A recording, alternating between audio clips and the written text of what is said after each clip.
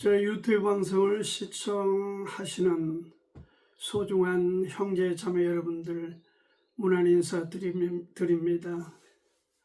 오늘은 저 뒷 배경이 너무 이 생동감 있는 순을 틔우고 있는 나무와 이 풀들을 여러분이 조금이라도 느끼게 할 의향으로 저의 이 포치에서 내려다보는 이런 촬영을 하고 있습니다. 봄이 왔습니다. 활기찬 여러분의 삶을 응원합니다. 오늘은 자유에 대한 말씀 갈라디아서 5장 한 부분을 메시지로 함께 나누고 싶습니다. 1990년에 저에게도 엄청 감동을 주었던 영화 한 편 소개합니다. 죽은 시인의 사회. 미국의 명문 웰트 하이스쿨이죠. 아카데미에 키팅이라고 하는 영어 선생님이 부임하면서 어떤 것에 눌려있던 학생들에게 새로운 미래, 새로운 용기를 부여하는 어떤 그런 주제의 영화이지요. 굉장히 전통을 중요시 여기고 어떻게 보면 지옥의 학교라고 하는 그런 별칭을 가졌습니다. 아이비리그에 온통 목을 메고 있는 부모들, 그 가운데서 억압으로 자유를 억압받고 있는 그 학생들에게 그거보다 더 소중한 것이 있다. 그래서 선생님이 그들에게 이 청소년기에 누릴 수 있는 자유를 정말 누리게 만들어주는 그런 영화였죠. 감동이 있었습니다. 사실은 세계 전쟁사를 보아도 결국 자유의 쟁취, 그것이 주제입니다. 흐름상으로. 종교개혁을 일으킨 그것도 어떻게 보면 전쟁이라고 할 수 있는데 종교적 전쟁 그렇게 표현해도 될는지 모르겠는데 그것도 사실은 자유에 관한 겁니다. 누릴 수 있는 자유. 자유에 목말라 하는 그런 절규죠. 모든 사람은 자유를 원한다는 것을 어떤 부류의 사람들이 잊고 있고 무시하려고 하는 것이죠. 17세기 영국 명예혁명도 그렇고 또 18세기 와서 프랑스 혁명도 마찬가지입니다. 어떤 압박에 대해서 폭발하는 그런 기회가 순간이 바로 이러한 세계사적 중요한 어떻게 보면 혁명이고 운동, 그리고 우리나라에서도 3.1운동, 4.19 혁명, 광주민주화운동 전부가 이 어떤 압제로부터 일제의 압제, 또 독재자의 압제, 또 어떤 군부 세력에 대한 압제, 이런 압제에 대한 저항운동이고 맨손으로 들고 나가서 그들을 저항해서 승리를 쟁취했던, 그러니까 자유를 갈구하고 목말라 했던 어떻게 보면 절규죠. 하물며 진리 안의 자유, 그 자유는 더욱 소중합니다. 성장해 갈수록 그렇죠. 하나님이 우리에게, 인간에게, 사람에게 주신 최고의 선물은 자유입니다.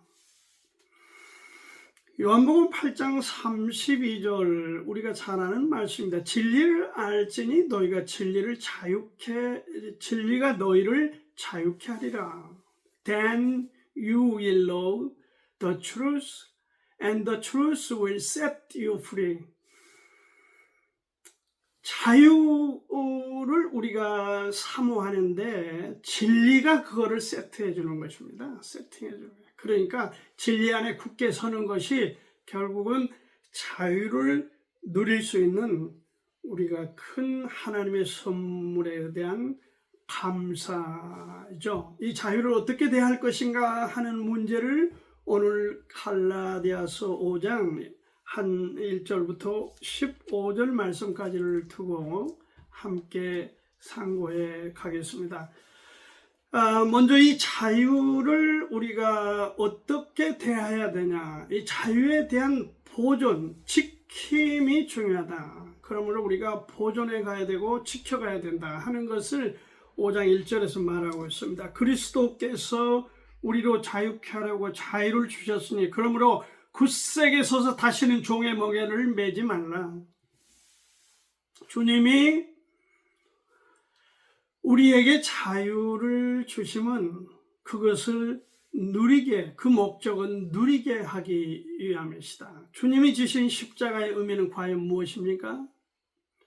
갈라디아서 3장 13절 말씀에는 그리스도께서 우리를 위하여 저주를 받은 바 됐사 율법의 저주에서 우리를 속량하셨으니 기록된 바 나무에 달린 자마다 저주 아래 있는 자라 하였습니다.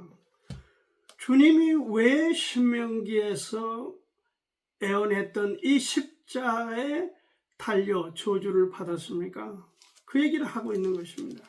그 의미가 무엇입니까? 그 목적이 무엇입니까? 주님이 저주를 받으심의 이유, 그 목적은 우리에게 자유를 주시기 위함이다. 그래서 우리가 그 자유를 주님의 은혜 가운데 누리는 것이 중요합니다. 여러분과 저, 또 여러분에게 어떤 그 장애물이 있습니까? 자유를 누리는데. 단호하게 물리쳐야 합니다. 그래서 성도는, 크리스찬은 다른 것에 매이면 안 됩니다. 여기 5장 1절 하반에 그렇게 말해요. 그러므로 굳세게 서서 다시는 종의 멍에를 매지 말라. 다른 것에 멍에를 매면 안 돼. 그렇게 하려면 진리 위에 굳게 서야 하는데, 그리고 다시는 율법으로 돌아가서는 안 된다. 이 멍에라고 하는 것은 동물에 지우는 것이죠. 소를 경작을, 논이나 밭을 갈기 위해서 앞에 목에 걸어 씌우는 그것이 바로 멍에입니다.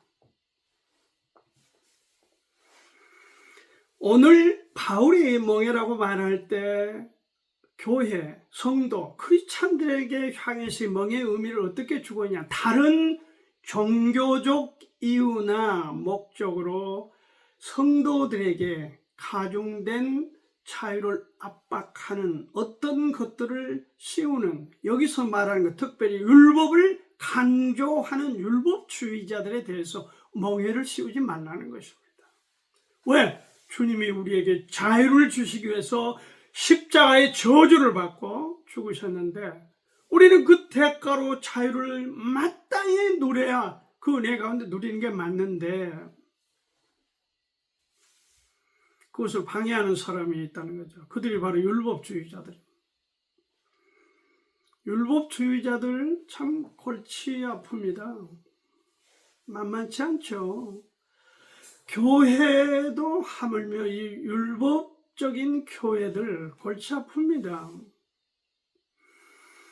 제가 이 일을 하면서 어떤 부인을 한 분을 만났는데, 그분이 지난 주일에 교회를 못 가서 한 주간 내내 금요일까지 이렇게 힘들게 보냈습니다. 그런 고백을 하시더라고요. 율법적인 교회로 받아들여졌습니다. 도대체 목사님들이 뭔데, 누군데 멀쩡한 사람들을 놓고 율법의 멍에를 씌워서 이러고 저러고 하는 조건들을 제시하면서 억압하고 그렇게 하는 겁니까? 무슨 권한으로? 성경이 위임했습니까? 주님이 우리에게 위임했습니까? 주님은 그걸 해방시켜 주셨는데 되려 그 종이라고 하는 목사들은 애꿎은 성도들에게 그 멍에를 뒤집어 씌워서 가중시켜서 자유를 박탈하는 그런 일에 앞서 있다. 가슴 아플 일이죠. 그런 율법적인 교회는 돌아서야 됩니다. 그리고 성도들은 그런 율법에 대해서 저항해야 된다. 저는 이렇게 감히 말씀을 드리고 싶습니다. 우리는 율법을 지키고 율법을 따르고 그런 사람들이 아닙니다. 우리는 율법을 완성하시고 율법 아래 저주를 받은 예수 그리스도의 피의 대가로 자유를 은혜 가운데 누리며 살 수 있는 자격을 하나님이 부여하셨는데 물러서서는 안 된다고 저는 감히 말씀을 드립니다. 자유를 쟁취하기 위하여 그 얼마나 많은 사람들이 얼마나 많은 희생과 헌신을 해왔습니까? 좀 다른 얘기이긴 하지만 미국에도 네, 미안합니다.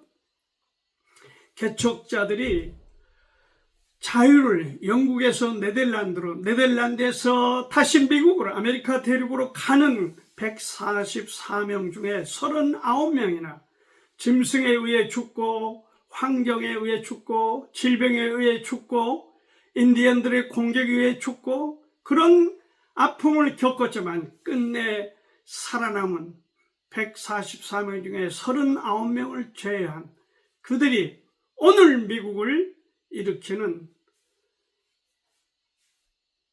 핵심 선조들이 된 것입니다. 그들은 자유를 찾아서 특히 신앙의 자유를 찾아서 그렇게 희생을 각오했던 것입니다. 오늘 우리에게 이 허락하신 하나님의 은혜 가운데 누릴 수 있는 최고의 선물 자유가 이렇게 소중하다 하는 것을 먼저 말씀드립니다.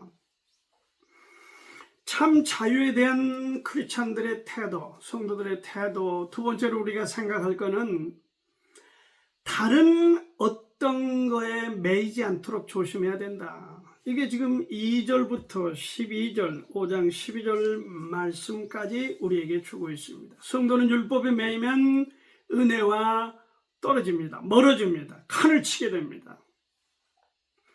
율법을 지키면은 할례를 받으면은 할례가 무엇인지 여러분 아시죠? 율법에 따른 신체적인 어떤 부위에 메스를 가해서 분리시키는 그런 일종의 종교적 행사죠. 만약에 우리가 할례를 행하고 율법을 따른다면 그러면 주님이 무엇입니까? 주님은 어떤 우리에게 존재가 되는 겁니까? 의미가 없습니다. 왜? 율법을 잘 지키고 율법을 잘 따르고 그런 율법적인 사람이 된다면 주님이 우리에게 무슨 의미가 있습니까? 특히 율법적인 교회 성도들이나 사역자들은 이 사실을 잘 들어야 됩니다. 안식일을 지켜라, 무슨 주일 성수를 해라, 무슨 11조를 해라. 이 율법이 규정한 것들을 사람을 올가미를 매서 멍에를 씌워서 거기서 자유로 그걸 그렇게 하지 않을 때 매이게 되고 어떻게 보면 인생의 밝음이 어둠으로 바뀌는 그런 아픔을 주는 것입니다. 율법을 지키다, 율법적이다 하면은 주님이 의미가 없습니다. 율법을 잘 지키면 좋은 사람이죠. 훌륭한 사람이죠. 율법 안에서 의롭다 하면 주님과 끊어지고 은혜와는 멀어진다고 하는 거예요. 4절에 율법 안에서 의롭다 함을 얻으려 하는 너희는 그리스도에게 끊어지고 은혜에서 멀어지는 자로다. 이렇게 바울은 갈라디아서 5장 4절에서 우리에게 선언하였습니다. 할례가 무엇이며 무할례가 뭐냐? 그건 율법이 규정했던 내용이다. 그럼 결국 무엇입니까? 우리에게 결국은 여기 믿음뿐이다. 6절에 그리스도 예수 안에서는 할례나 무할례자가 효력이 없대. 효력이 없다고 했습니다. 사랑으로서 역사는 믿음만이 믿음뿐이다. 그러니까 믿음만이 효력이 있다는 것이죠. 어떤 분은 말하기를 믿음을 강조하고 얘기하면 너무 사람들이 건방져지고 자기 멋대로 한다는 거죠. 어떤 내가 사역자에게 목사님이 듣는 얘기예요. 아마도 그 말을 했던 그분은 그랬던 것 같습니다. 자기 기준으로 판단하고 보는 것이죠. 성경을 무시하고 주님을 무시하는 말입니다. 은혜가 멀어지면 결국 비참하게 되는 거예요. 그게 지금 7절부터 12절 말씀. 갈라디아 성도들은 바울이 복음을 심어서 이 교회가 얼마나 감격스러워하며 눈이 좋지 않는 바울에게 자기들 눈이라도 뺏어 주고 싶어하는 그런 애절함과 감격스러운 신앙생활을 했던 교회였는데, 율법주의자들이 와서 바울이 없는 틈을 타서 그 독소를 뿌린 겁니다. 믿음도 좋지만 할례를 향하고 율법을 지켜야 되는 거야. 바울이 거짓말한 거야. 그렇게 독소를 뿌리니까 그냥 갈라디아 교회들이 성도들이 다 넘어가 버렸어요.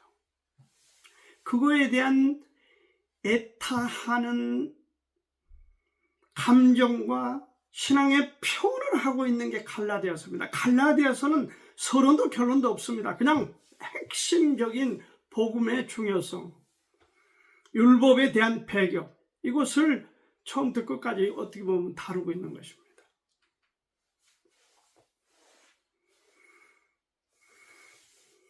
아마도 루터가 이 갈라디아서를 이렇게 좋아했다고 하는데, 워낙 그는 카톨릭의 이러한 카톨릭 전통에 눌려서 힘들어했죠.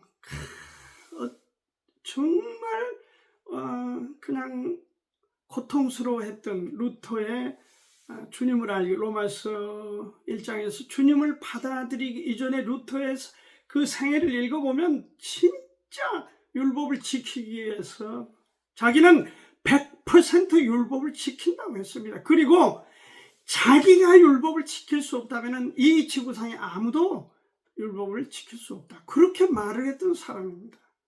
그런데 그가 복음을 듣고 깨닫고 나서 그의 삶이 100% 아니 1000% 달라지면서 행위에 대한, 실천에 대한 공격을 엄청 했습니다. 행위주의자들을.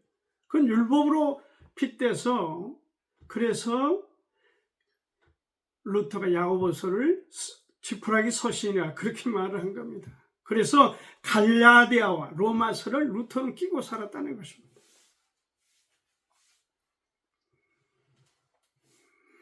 갈라디아 성도들이 거짓 교사들, 그러니까 율법주의자들이지요. 그들에게 미혹되어서 은혜를 저버렸습니다. 그리고 이 미혹된 것, 즉 말해서 이걸 누룩이라고 말을 했어요. 이 누룩이 전체에 퍼졌다는 것입니다. 그러니까 처음에 한두 사람 와서 치고 들어왔는데 결국은 이걸 받아들이고 전체 교회가 누룩 퍼져버렸어요.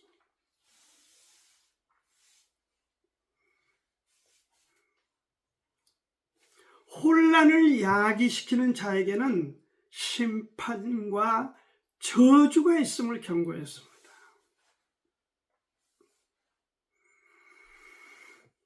이거 좀 다른 얘기이긴 한데, 우리가 이제 사실 혁명, 군사 반란 등으로 32년 군부 독재가 우리나라를 지배했던 역사가 있죠.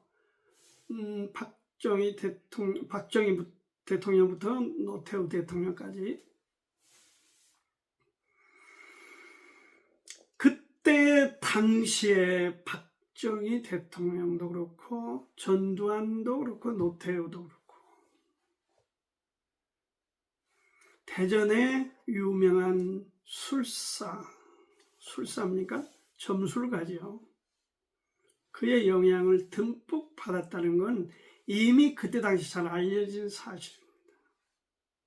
여러분, 점술가는요, 절대 자유를 우리에게 주지 않습니다.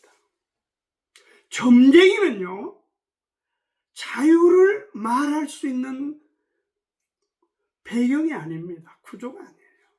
그들은 뭔가 매이도록 사람을 옳가매는 그 일에 능한 마귀의 자녀들입니다. 옳가매서 그 옳가매어진 어떤 올가미를 푸는 데 있어서 결국 돈을 요구하는 것이요. 300만 원을 내라, 500만 원을 내라. 지금도 어떤 그 매체들에서 이 점술과에 대한 뭐 하얀 수염길고 한 사람들이 뭐 용산에다 뭐 사무실을 내고 뭐 어떤 한다 자꾸 이런 것들이 보도되기도 합니다. 저는 그 실체에 대해서는 증거가 없기 때문에 확실한 말씀을 드리고 싶지는 않습니다. 그러나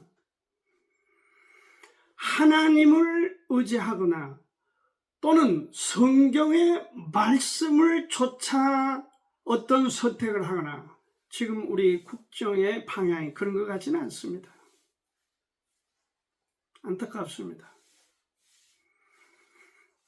그래서 국민들이 자유롭지 못하다는 그런 인식들을 상당수가 갖고 있지 않는가, 이런 저는 판단을 하고 있습니다. 참 자유에 대한 성도들은 이와 같은 자유, 특히 우리에게 신앙적인 측면에서 율법의 늪으로 몰고 들어가는 율법주의자들, 율법적인 교회에서 단호히 탈피하고 그들이 선을 긋고 참 자유를 주시는 주님 안의 은혜를 사모하고 추구하는 여러분이 되시기를 간절히 바랍니다. 마지막 한 가지 더, 그거는 성도들은 이 자유로 서로 사랑해야 한다 하는 것입니다. 13절부터 15절까지 말씀입니다. 형제들아, 너희가 자유를 위하여 부르심을 입었으나 그러나 그 자유로 육체의 기회를 삼지 말고 오직 사랑으로 서로 종노릇하라. 온 율법은 네 이웃을 사랑하기를 네 몸같이 하라 하신 한 말씀에 이루었나니 만일 서로 물고 먹으면 피차 멸망할까 조심하라.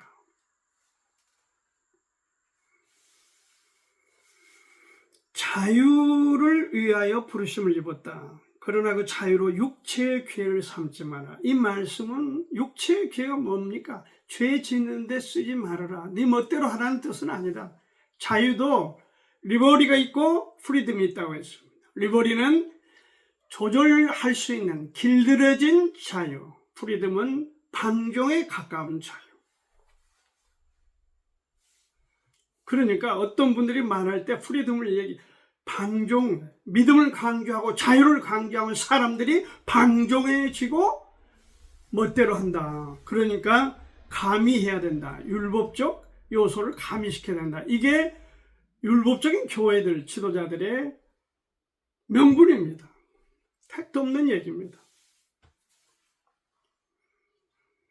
우리는 이 자유를 위해 부름을 받았다고 했습니다.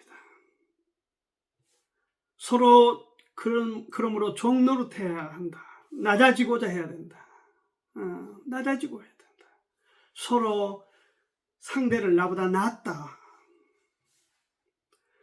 우리는 왕같은 제사장들입니다. 구원받은 그리스도인들을 왕같은 제사장이라고 베드로 사도는 분명하게 선언했습니다. 왕같은 제사장 신분은 그렇지만 그러나 우리 삶은 종으로서의 삶을 살아가야 합니다. 왜냐하면 주님이 우리에게 그렇게 본을 보여주셨기 때문에 그렇습니다. 서로 사랑하지 않고 물고 먹이면 모두 멸망하는, 물고 먹인다는 말이 이전 투구죠. 맹수들의 싸우는 모습과 같다는 것입니다. 그러므로 우리 마음에 믿음의 단정함, 안정됨 가운데서 우리 삶에 있어서 이 자유를 잘 보존하고 이 자유에 얽매이지 율법에 얽매이 어떤 법에 어떤 규제에 어떤 사람이 자유를 박탈해 가려는 그런 손길에 우리는 단호히 저항하면서 어떤 것에 매이지 않도록 항상 조심할 것과 그리고 이 자유로 서로 낮아져서 사랑하는 그런 지체가 되고 그런 성도가 되기를 바라는 것입니다. 내분 안에서의 어떤 분란을 수습하지 않고는 절대로 외환 밖의 어떤 세력을 물리칠 수가 없습니다. 이것은 명백한 사실입니다. 그리고 윤리적 결함을 시정하지 않고는 교리적 순결을 지킬 수는 없습니다. 사람 관계가 중요한 것입니다. 항상 사람 관계를 생각할 때 주님을 내가 말하고 주님을 전하고 주님을 선전하고 주님의 은혜를 나눌 수 있는 상대, 비록 상대가 나를 거칠게 공격하는 원수 같은 상대라 하더라도 우리는 그런 태도의 삶을 가져야 합니다. 노아는 120년 동안 방주를 만들어서 인류 역사에 가장 찬란한 하나님께 순종하는 인물로 오늘도 성경에서 별과 같이 빛나고 있습니다. 그러나 그의 후기 삶은 술에 취해서 내면의 유혹을 견디지 못해서 결국은 옷을 벗고 술에 취해서 옷을 벗고 이렇게 자면서 함을 저주하는 자녀들 사이에 어떻게 보면 분란을 조성해버리는 그런 아버지가 되고 말았습니다. 불행한 일이었습니다. 만약에 노아에게 그러한 허물이 없었다면 얼마나 좋았겠는가.